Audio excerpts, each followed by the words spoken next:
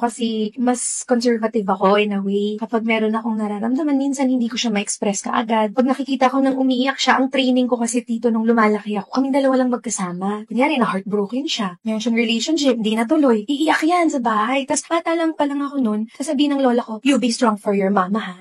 She's sad. You make her happy. So, lumaki ako. Ganun yung training ko. Pag nakikita ko nanay ko umiiyak, hindi ako pwedeng umiiyak. Kailangan ako yung strong. Parang ganun. So, meron din akong love sa mommy ko na parang hindi ko laging na-express siguro. Pero pareho kami ni mama na sobra kami magmahalan. Pero aminado rin naman kami na magkapareho kami in so many ways. And just like she said, may times na magkaiba rin kami. Pero okay kami. We love each other very much. Tearing you